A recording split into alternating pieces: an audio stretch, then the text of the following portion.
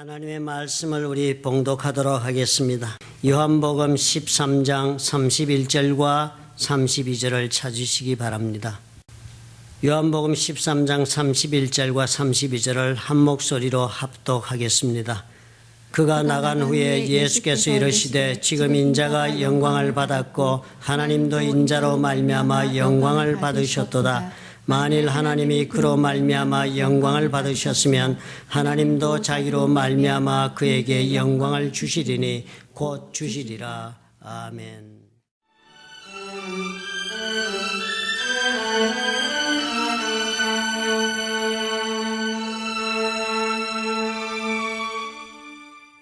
하나님이 우리를 창조하시고 복을 주신다고 그랬습니다. 그러므로 누구나 다 믿음 가운데 사는 사람들 가슴속에 복된 삶에 대한 희구가 있는 것은 당연한 것이 되겠습니다. 어떻게 해서 우리가 행복하게 살 수 있는가 하는 것이 우리의 욕구요 그리고 우리의 노력이 되는 것입니다.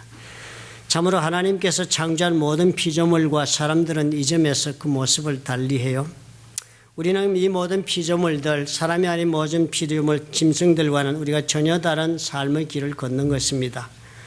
하나님이 만드신 모든 피조물들은 삶의 조건만 충족이 되면 행복하다 할 수 있는 삶을 삽니다. 모든 짐승들은 필요가 채워지면 행복할 수 있습니다. 먹을 것이 있고 그리고 또 잠잘 곳이 있고 그리고 또 생명의 보장이 있으면 행복한 삶을 사는 것이 짐승의 삶입니다. 그러나 하나님이 창조하신 사람은 그러하지 못합니다. 우리는 아무리 우리가 생각하고 있는 행복의 조건들이 충족되었다 할지라도 결코 그것만으로는 행복할 수 없는 존재가 되어 있습니다. 왜냐하면 하나님께 창조하시고 우리에게는 다른 모든 피조물들과는 다른 하나님께서 당부하신 일이 주어져 있기 때문입니다. 그러므로 우리는 이 하나님께서 나에게 당부하신 일, 주께서 내게 맡기신 일을 감당하지 않는 한 삶의 의미를 발견할 수 없습니다.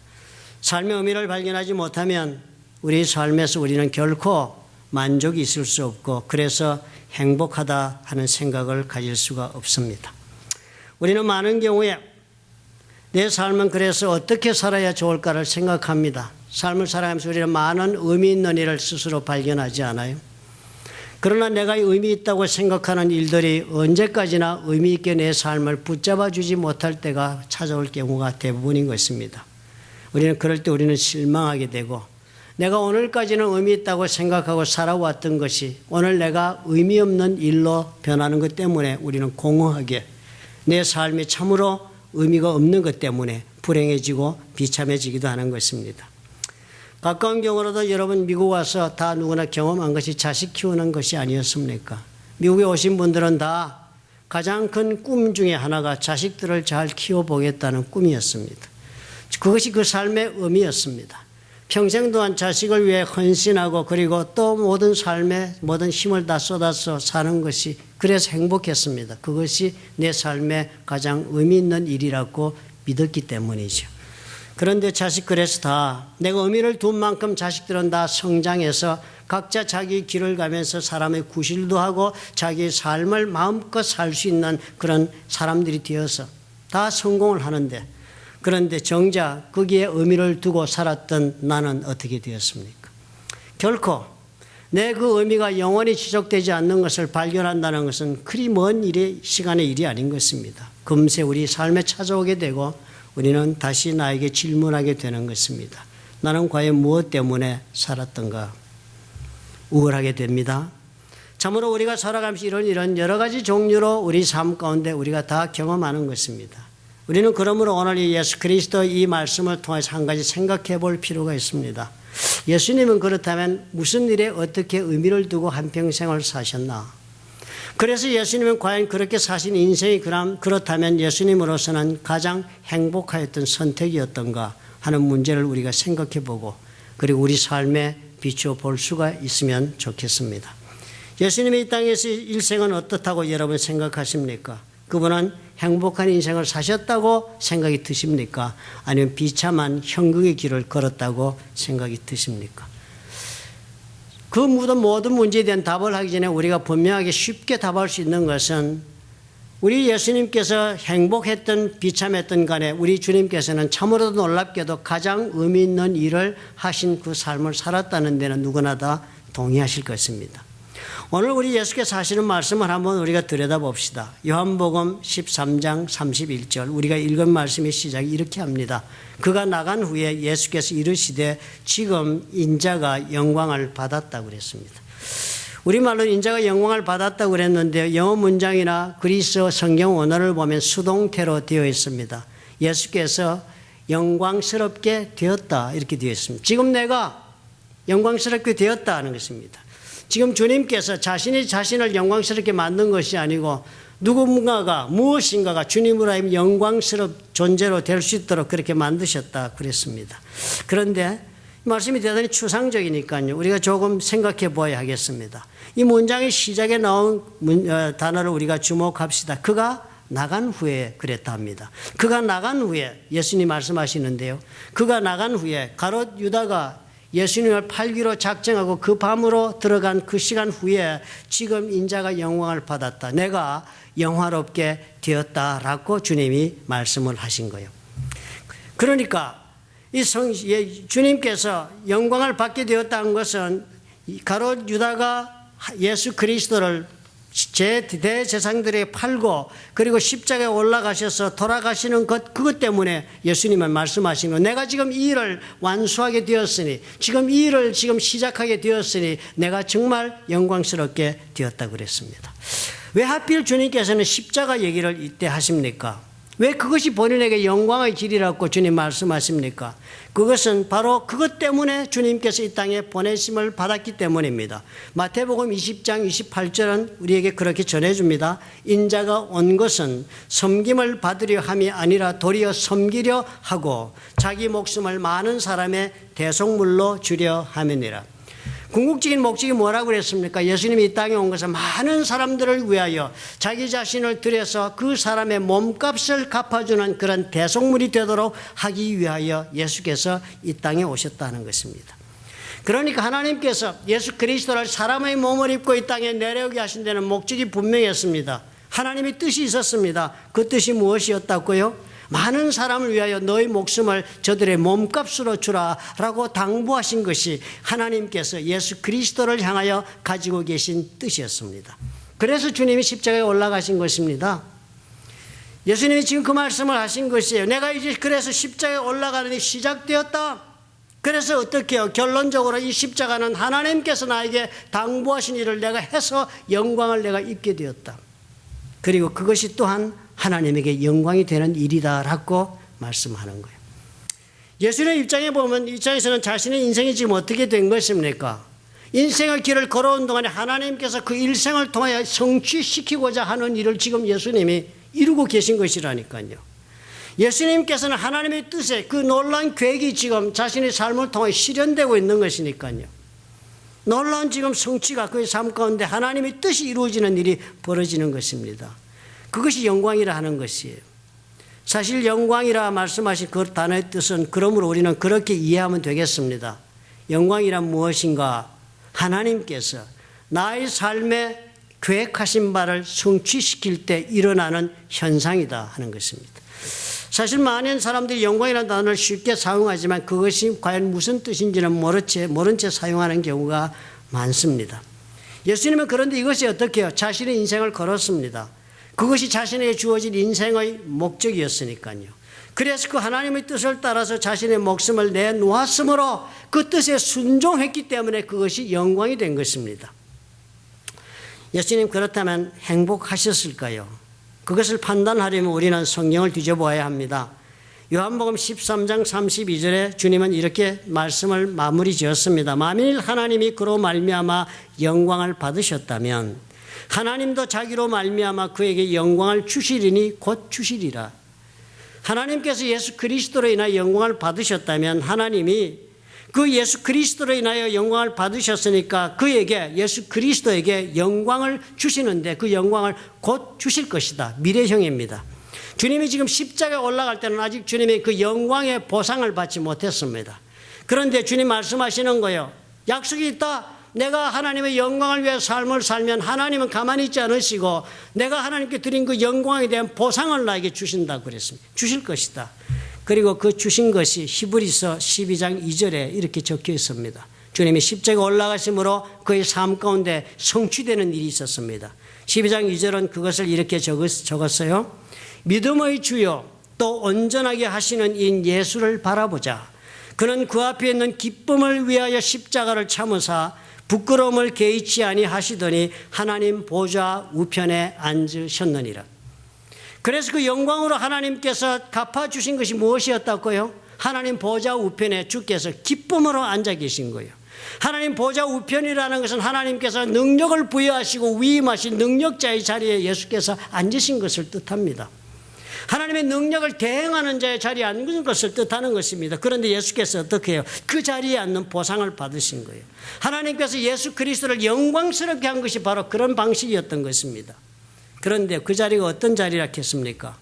고통의 십자가였지만 그것을 인내하신 결과라고 적었습니다.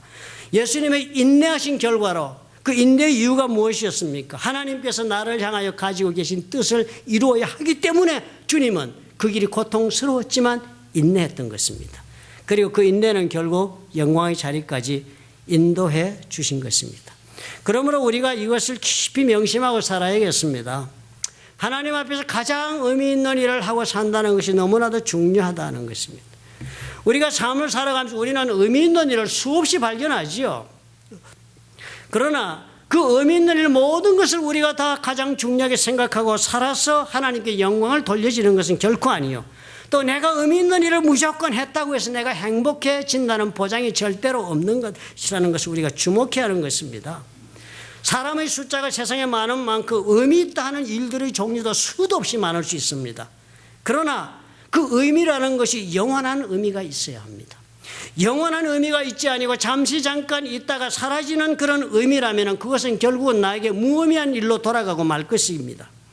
일생 동안 나에게 의미를 부여할 수 있는 일을 발견하셔야 합니다. 뿐만 아니라 내 일생 동안 뿐만 아니라 내가 죽은 이후에도 의미가 있을 수 있는 일을 내가 발견해야 합니다. 오늘 예수님을 보시면 우리가 알 수 있습니다. 예수님 살아가시면서 의미 있는 일이 많았습니다. 말씀을 가르치시는 일 얼마나 의미 있는 일이었습니까? 그리고 또 얼마나 신나게 감당하셨던 일이었습니까? 갈릴리 호숫가에 이른 아침에 주님께서 걸어가시면 사람들이 구름대같이 몰려옵니다.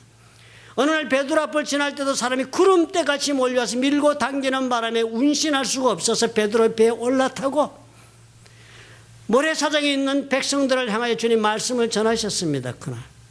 그리고는 그 감격하고 있는 사람들을 뒤라고 베드로에게 배를 타고 나가 그물을 던지라고 말씀을 주셨어요. 베드로가 주여 밤새도록 그물을 던졌지만 한 마리도 못 잡았습니다. 그렇지만 주께서 말씀하시는 거로 그 말씀에 내가 의지하고 그물을 던지겠나이다 하고 베드로가 나가더니 그물을 던져서 배가 가라앉을 정도의 물고기를 잡았다. 이런 사건들이 벌어지는 말씀 사역이었습니다. 얼마나 큰 의미가 있었겠습니까? 말씀으로 수많은 사람들이 하나님을 다시 발견하고 다시 한번 자신의 인생에 힘을 얻고 일어나는 역사가 벌어지고 말씀으로 그들이 죄인인 것을 알고 회개하는 역사가 눈앞에서 벌어지는 그 말씀 사역이 주님 앞에 얼마나 큰 의미가 있었겠습니까? 그뿐이었습니까? 병을 고치신 일은 어땠습니까? 죽을 병에 고친 자를 고치신 것이 한둘이 아니지요. 버림받은 영혼들이 얼마나 많았습니까? 병에 걸렸기 때문에 병에서 고침받지 못했기 때문에 사회적으로 버림받은 문둥병자, 온갖 중병에 걸려서 수십 년 동안 병석에서 일어나지 못해 인생을 포기한 채 시체처럼 누워있는 영혼들, 눈을 보지 못한 채로 흑암 가운데 살던 사람들이 수많은 사람들의 이 저주 가운데 있던 병들을 고치셨을 때 어떤 일이 일어났습니까? 그 고침을 받은 영혼들이 다 하나님 앞에 찬양하며 영광을 돌리는 사람들로 변화되는 일을 보셨으니까 이 병 고치는 일이 얼마나 큰 의미가 있는 일이었습니까? 죽은 사람도 세워놓았지 않아요. 나인성 과부에게도 열병으로 죽은 관리 아들도 살리시고 친구 나사로도 죽은 거 살리시고요. 센세이셔널한 일들을 하셨습니다. 의미 있는 일이 어디 한두 가지였습니까? 그렇지만 예수님 그런 의미 있는 일을 하는 것으로 내 삶이 행복할 수 있다고 그 일로 족하다라고 주님은 말씀하지 않았습니다. 하나님께서 내게 당부하신 그 일을 하는 것이 궁극적으로 나의 인생을 가장 의미 있게 사는 것이 된다고 주님은 확신했기 때문에요. 주님은 십자가 길을 포기하지 않았습니다. 사단이 얼마나 유혹해 왔습니까? 성령에 이끌려 광야에서 40일 금식하라. 사단은 이미 알고 왔습니다. 예수께서 앞으로 무슨 까닭인지는 모르지만 하나님에게 당부를 받고 나와 십자가로 올라가서 죽는 길을 선택할 것이라는 것을 사단은 알고 있었습니다. 하나님께서 예수에게 원하시는 일, 이거 다리고 이 땅에 오셨다는 것은 알았죠, 사단이. 전혀 사단이 몰랐던 것은 그 십자가에서 예수께서 돌아가시면 무슨 일이 일어날지는 몰랐습니다. 그래서 사단은 예수님의 의도를 알았던 거예요. 그러니까 40일 동안 줄이신 예수님 찾아와서 사탄이 제안을 했습니다. 마귀가 또 예수를 이끌고 올라가서 순식간에 천하만국을 보여주었습니다. 예수님을 산 위로 끌고 가서 천하만국을 다 보여주면서 이렇게 말씀을 합니다. 이 모든 권위와 그 영광을 내가 내게 주리라. 사단이 얘기하는 거예요. 내가 예수 너에게 주리라. 이것은 내게 넘겨준 것이므로, 아담과 하와가 넘겨준 것이므로 내가 원하는 자에게 주노라. 줄 수 있다는 거예요. 이 천하 만물 다 예수님께 보여주면 주겠다. 그러므로 네가 만일 내게 절하면 다 내 것이 될 것이다. 다 네가 가질 수 있는데 무엇 때문에 십자가에 가겠느냐. 사단이 유혹했습니다. 예수님은 어떻게 했어요? 가장 의미 있는 일은 자신이 좋아서 선택하는 일이 아닌 것입니다. 가장 의미 있는 일은 내가 좋아서, 내가 하고 싶어서, 내가 하기에 편해서 할 수 있어서 선택하는 일이 아니라 하나님께서 자신에게 당부하신 일을 하는 것이었기 때문에 주님 사단의 이 좋은 제안을 거절했습니다. 그리고서는 쉬운 길을 놔두고 주님은 굳이 십자가로 올라가신 것입니다. 우리가 이것을 주목해야 합니다. 우리는 왜 수많은 일들을 우리 인생 가운데 행하면서 이것이 하면서 우리가 열광하여 매달린 일들이 있습니다. 나를 지금 흥분하게 하는 일이 있어요. 내 마음에 감동이 일게 되는 일이 수도 없이 나를 많이 찾아올 때마다 우리는 그것이 가장 의미 있는 일이라고 붙잡고 그 일에 올인하죠. 올인하죠. 의미 있으니까. 그러나 결국 발견하는 것은 무엇이에요? 영원하지 못하다는 것입니다. 그토록 그 순간에는 나를 감동하게 했던 그 처음에 그 의미가 끝까지 지속되는 일이 아니라 하는 것이 우리의 슬픔입니다. 어느 80대 은퇴하신 의사분이요. 시카고 저기 어디에서 아마 성공적으로 평생을 의사로 지냈답니다. 그래서 참 나름대로의 그런 안정적이고 보람 있는 삶을 살고 은퇴를 하면서 이제는 내가 한 가지 의미 있는 일, 나를 위해서 뭘 할까 생각하다가 골프를 열심히 치기로 결심을 했습니다. 그냥 골프만 쳐서는 안 되겠다. 점수를 아주 좋게 만들어서 아주 뭐라 그러지, 싱글, 막 프로에 준하는 실력을 내가 한번 쌓아보겠다를 자신의 인생의 목표로 정했습니다. 은퇴했으니까. 은퇴시 할 일이 없으니까 본인이 그렇게 생각한 거예요. 그래서 열심히 쳐서 골프를 싱글을 넘어가 경지에 올라갔다 합니다. 자기 고백이요. 그런데요, 나이 80이 넘어가면서 몸에 힘이 빠지기 시작하면 옛날에 그 스윙도 안 되고 골프가 안 되더라는 거예요. 골프를 못 치던 사람이 계속 나이가 들어서 못 치는 것은 별 문제가 없답니다. 갈등이 없답니다. 그런데 골프를 잘 치다가 경지에 올랐다가 그다음 몸이 말을 안 들어서 형편없이 치게 되면 비참함을 느낀답니다. 그래서 자기 골프를 그만뒀다는 거예요. 그러면서 후회를 하는 거예요. 괜히 골프를 했다. 차라리 나팔을 불 걸. 차라리 그림을 그렸을 걸. 그랬다면 떨리는 손으로라도 할 수 있지 않았겠는가라고 얘기했습니다. 제가 들은 이야기예요. 그 당시에는 뭐예요? 의미가 있었으니까 올인 했지요. 내가 할 수 있는 가장 의미 있는 일 이것이라고 본인은 판단하고 올인했던 것이 금방 의미가 사라지는 것입니다. 사람마다 차이는 있어도요. 내가 이 땅을 주고 떠날 때까지 나에게 의미를 부여하는 이런 각자에게 따로 주어져 있다는 사실을 우리가 잊지 말아야 하겠습니다. 하나님께서 나를 창조하신 그 뜻에 따라 내가 살아갈 때에 그때 내 삶의 의미가 끝없이 지속되는 것입니다. 청소를 위해 만든 청소 도구는 청소에 쓰여질 때 그 도구가 의미가 있는 것입니다. 농사에 쓸 농구는 땅을 파고 농사 짓는 일에 쓰일 때 그 농구가 의미가 있는 것처럼 우리의 인생도 내가 주의 손에 만들어질 때 하나님께서 만드신 그 용도를 따라 내 인생을 투자할 때 그때 내 삶에 의미가 생성이 되는 것입니다. 그러면 우리는 하나님 앞에 물어보아야 해요. 주여, 나는 무엇을 위해 주님 앞에 이렇게 만들어진 존재입니까? 물어보셔야 합니다. 예수님은 어때요? 자신의 이 땅에서의 목적은 십자가였고 그리고 주님은 그것이 하나님이 자신을 향하여 가진 뜻이었고 자기가 이 땅에 온 목적이었던 거니.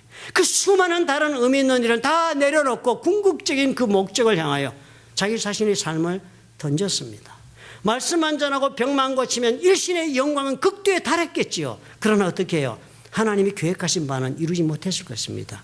그러나 자신의 영광을 위하여 말씀과 병 고치는 모든 이 일들을 다 내려놓고 포기하고 자신이 의미 있다고 생각하는 일을 다 내려놓고 오직 한 가지 주께서 나의 삶에 당부하신 일을 의미로 삼고 붙잡고 그 길을 갔더니 이제는 어떻게 해요? 하나님께서 주시는 영광을 입는 사람이 된 것이 아닙니까? 우리가 이것을 주목해야 합니다. 우리는 주께 영광을 돌리는 삶을 살아야지 나의 영광을 위해 살지 말아야 해요. 나의 영광을 위해 우리는 사는 착각 속에 빠질 때가 많습니다. 고린도전서 10장 19절 20절에 이렇게 말씀해요. 너희 몸은 너희가 하나님께로부터 받은 바 너희 가운데 계신 성령의 전인 줄을 알지 못하느냐? 우리가 예수 믿고 된 이 몸은 그냥 몸이 아니라 성령께서 들어와 계신 전이래요. 성령께서 내 속에 들어와 계신 것이 우리 몸이랍니다. 그러면서 이렇게 말씀해요. 너희는 너희 자신의 것이 아니다. 어이구, 많은 분들이 내 몸은 내 것인 줄 알고 굴리며 살잖아요. 자기 뜻대로 자기 몸 굴리며 사는데 성경 분명히 얘기합니다. 너희 몸은 너희 자신의 것이 아니다.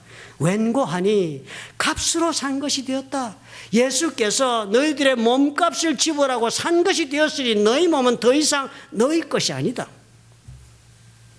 대단한 말씀을 주시지 않아요? 우리가 죄의 종으로 모여 있다가 죄의 종된 삶을 산 것입니다. 종살이 한 거예요. 노예처럼. 죄의 노예가 되어 죄 짓지 않고 못 산 사람들로 살았는데 예수 믿고 예수께서 내 죄값을 다 갚으신 바람에 내가 풀려났으니까요.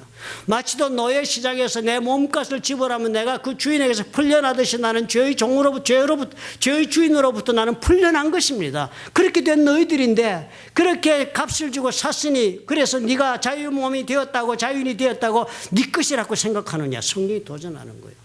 예수 믿고 그래서 네 복받아 네 혼자 잘 살아도 되고 네 마음대로 살아야 되고 네 가고 싶은 대로 가도 된다고 생각하느냐? 너 주인이 있다는, 너 주인이 있다. 너 몸값을 지불한 주인이 있다는 거예요. 여러분 그런 생각 하시고 사십니까? 예수 믿어서 주여 마음껏 축복해 주시면 내 마음껏 살아보겠다는 것이 예수 믿는 사람들의 소원 아닙니까? 기도하는 내용이 다 그거대요. 뭐 보니까 중보기도 요청의 내용이 다 그거대요. 뭐 이것저것 소원 풀어달라는 거 보면 풀어서 자기 좋은 것입니다. 자기 좋은 일들을 다 하나님께 구하고 있잖아요. 자식 문제, 건강 문제, 재산 문제 뭐 다 그 내용들 보시면 내 죽으라고 지금 구하시는 거죠. 안 그래요? 내 주인을 위해서 내 몸 쓰겠다고 구하는 기도가 하나도 없습니다. 지금 고린도전서 그 말하는 거예요. 너는 값으로 산 몸이란 거 잊지 말아라. 주인이 있다. 그런즉 주인이 있으니까 너희 몸으로 하나님께 영광을 돌리라. 너희 몸으로, 딴 것은 아니요. 몸으로요. 생각으로가 아니요. 가진 돈 몇 프로로가 아니요. 가진 재능 기부하는 그것으로가 아니요. 네 몸으로야. 네 몸으로. 네 몸이란 말은 너 전 인생으로란 뜻입니다. 그것은 하나님께 영광을 돌리라. 주인이 있으니까요. 그러므로 영광을 자신을 위해 자신의 영광을 위해 사는 사람은 절대 하나님이 기뻐하지 않습니다. 우리는 다 자신의 영광을 위해 몸부림치지 않아요. 자신의 영광이 조금이라도 반대되는 일이 벌어나면 우리는 몸부림치면서 거부합니다. 그렇지요? 수용하기 싫어합니다. 받아들이기 싫고 인정하기 싫고 그런 것입니다. 나의 영광에 조금이라도 걸치작거리고 지장이 만드는 사람이라면 다 멀리하고자 합니다. 같이 하고 싶어 하지 않지요. 그런 말 듣고 싶어 하지도 않습니다. 어디서 가든지 간에 우리는 내 영광을 인정받는 자리가 아니면 나는 존재하고 싶어 하지 않습니다. 나는 나의 영광을 위해서 살지 않으면 안 된다는 생각 속에 몸부림치지요. 주님 그러나 그렇게 말씀하지 않았어요. 내가 너를 죄 가운데서 값으로 산 것이 되었다. 그러니 네 인생을 살아라. 주님 자유를 주시는 것입니다. 종처럼 메어두지는 않는다. 그러나 한 가지 네가 살아도 하나님의 영광을 위해서 살아라.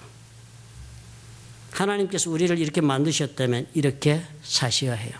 자신의 영광을 위해서 살면 비극적인 인생의 결론을 맺습니다. 자신의 영광을 위해서 살면 아무리 의미 있는 일을 내가 한 것 같아도 결국은 아무 의미가 없는 것을 발견하고 공허하며 그리고 또 참으로 무의미한 인생 때문에 인생에 실패했다는 생각 속에 사로잡히기 쉽습니다. 자신의 영광을 위해 사는 자 하나님께서 어떻게 성경에서 충격적으로 우리에게 모습을 보여주고 있는 일이 있습니다. 사도행전이요. 헤롯 아그리파 1세입니다. 헤롯 왕의 손자든가요, 아그리파 1세가요. 이 사람이 그 야고보도 죽인 사람이지요. 그리고서는 야고보 참수하고 뭐 이러고 막 그냥 철권 정치를 행하다가 이 사람이 심령이 우울해가지고 가이사르로 내려갔습니다. 예루살렘이 너무 정치적 긴장이 크니까. 가이사르로 내려갔더니 그 두로와 시돈의 그 병방들이 있는 나라들이요 찾아오는 거예요.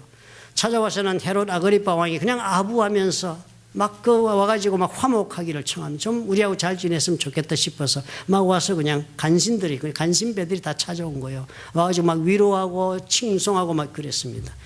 그 이유는 이 헤롯 왕으로부터 이 사람들이 먹을 양식을 얻어가는 그런 관계에 있었기 때문에 자기들이 밥줄이 달려있으니까 와서 그냥 고개 숙이고 그러니까 왕이 굉장히 기분이 좋았지요. 다음날 다 모이라 그래서 가이사르에는 큰 극장으로 모였습니다. 요세푸스의 성경에 그 얘기가 그 자세히 적혀 있습니다. 그래서 그 다음날 새벽이었습니다. 헤롯 아그리파 1세는 자신을 위한 은빛 실로 짠 멋진 왕복을 입고 그리고서 그 극장의 단상에 올라가서 연설을 했습니다. 내가 너희들이 어떤 은덕을 베푸는 왕인가를 연설을 하자 이 백성들이 막 환호하고 갈취하고 막 그리고 그 사람들이 이 말을 했습니다. 이 소리는 사람의 소리가 아니라 신의 소리라 이러고 칭송을 막 했습니다. 헤롯 아그리파 그 영광 다 받았습니다. 그런데 하나님은 어떻게 하셨어요? 백성들이 이것은 신의 소리요 사람의 소리가 아니라 하거늘 영광을 독식하니까 헤롯이 영광을 하나님께로 돌리지 아니하므로 주의 사자가 곧 친히 벌레에게 먹혀 죽으니라. 창자가 썩어 죽었다 합니다. 꼭 육체적으로 이렇게 뭐 창자가 썩어 죽어야만 벌 받은 것입니까? 인생의 모든 갈등 가운데 의미 있다고 생각한 일들을 붙잡고 평생을 투자하며 살아 지금 남은 것이 없는 공허한 자리에 와 있다면 내가 바로 벌레 먹을 인생을 사는 거예요. 내 영광을 위해서 산 것이 된 것입니다. 그것이 바로 하나님께서 나에게 당부하신 일이라는 건 안목에도 없이 내게 의미 있다고 생각하고 살았잖아요. 오만 좋은 일 다 했고 오만 기쁜 일 다 찾아 했잖아요. 내가 능력 있고 힘 있을 때 가진 거 많을 때 나는 무엇을 의미를 두고 살았던가를 돌아보면 알잖아요. 그 결과는 뭐예요? 헤롯 아그리파 축 먹어 죽었듯이 내 그 의미 있고 행복했던 삶이 지금 돌아보니까 벌레 먹은 껍데기 인생이 남은 겁니다. 자신의 영광을 위해 살면 우리 하나님에 거둘 것이 없습니다. 하나님의 영광을 위해 살아야 해 우리는요. 그래서 베드로전서 2장 9절은 우리에게 이런 행동 지침을 제시합니다. 이렇게 살아줘야 되겠다. 이렇게 살아줘야 되겠다. 세상에 인생이 사는 동안에 인생이 길어서 할 일이 많은 것 같고 이것저것 하면서 인생을 쓸 수 있을 것 같으냐? 그렇지 않다라는 거예요. 그렇지 않다라는 거예요. 그러나 너희는 택하신 족속이요. 예수 믿게 택함 받은 백성이란 뜻입니다. 왕 같은 제사장들이 이제는 우리가 어떻게 해요? 예수를 믿음으로 직접 영적인 지성소로 들어가 하나님과 대면하고 기도할 수 있는 사람들이 된 거예요. 거룩한 나라요. 그의 소유된 백성이니 왜 하나님이 우리를 이렇게 하셨겠느냐? 이는 그 까닭은 너희를 어두운 데서 불러내요. 어두운 데서 불러내요. 죄짓고 살았던 그곳에서 우리를 불러내신 거예요. 그의 기이한 빛에 들어가게 하신 이의 아름다운 덕을 선포하게 하려 하십니다. 하나님의 영광을 돌리는 삶이 구체적으로 먼 곳에 있는 것이 아니라 우리가 매일매일 살아가는 삶 가운데 우리 가운데 꼭 있어야 하는 것이 있습니다. 내가 오늘 왜 이렇게 살게 되었는가를 선포하는 자가 되어야 되는 거예요. 내가 왜 오늘 이렇게 살고 있는가가 내 잘나서 내 능력이 많아서 부모가 어떻게 해서 누가 어떻게 해서 뭐가 어떻게 되었어가 아니라 나로 하여금 오늘 이 자리에 와서 예수 믿고 하나님 백성답게 살게 하신 분 그분의 그 아름다운 일이 이것이었다라고 하나님의 이야기를 전할 수 있는 사람이 되어야 된다. 그거 하고 살아야 된다는 거예요. 그거 하고 살아야 된다는 거예요. 우리가 그런데 그렇게 못 살아요. 두렵습니다. 그렇게 사는 것을 두려워합니다. 모든 것을 다 포기해야 되고 삶에 아무런 재미도 그리고 내가 살아가는 일에 아무런 다른 어떤 매력도 없는 인생을 살게 되지 않을까 두려워합니다. 그 일만 하면. 그러하지 아니에요. 그렇게 할 때 하나님께서는 그러한 삶, 영광을 위한 삶에는 능력을 함께 하신다 그랬습니다. 왜냐하면 골로새서 말씀에 1장 11절 이렇게 적혀 있습니다. 그의 영광의 힘을 따라 영광에는요, 하나님의 놀라운 마이트, 힘이 있는 거예요. 능력이 들어있는 거예요. 영광이 나타나는 것은 하나님의 능력이 함께 하시는 겁니다. 그러므로 성경 그렇게 말씀해요. 그의 영광이 임하는 곳에 나타나는 그 힘을 따라서 모든 능력으로 능하게 하신다. 능력이 있는 것이니까. 그 하나님의 영광을 드러낸 자리에 가면 그곳에는 하나님의 모든 능력으로 능하게 하시고 우리에게요, 기쁨을 주십니다. 기쁨으로 모든 견딤과 오래 참음에 이르게 하신다. 우리로 하여금 빛 가운데서 성도의 기업의 부분을 얻기에 합당하게 하신 아버지께 감사하게 하시기를 원하노라. 영광을 위해 사는 삶 여러분, 하나님의 능력이 임하는 삶입니다. 영광이란 하나님의 내적인 그 하나님의 성격이 드러나는 일이 되니까요, 당연히 하나님의 능력이 따라 나오지요.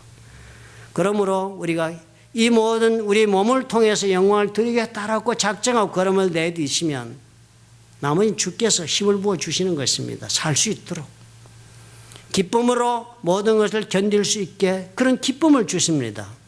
오래 참아서 이 모든 인내를 통하여 내가 지금 걸어야 할 일을 다 이룰 수 있도록 하나님께서 영광으로 이루는 능력을 주십니다. 우리가 이것을 기억해야 해요. 나의 마음속에 결단하고 내가 의미 있는 삶 중에서 무엇을 내가 의미 있다고 생각하고 살겠느냐를 여러분 결정하신 데 따라서 하나님의 능력이 함께하는 것입니다.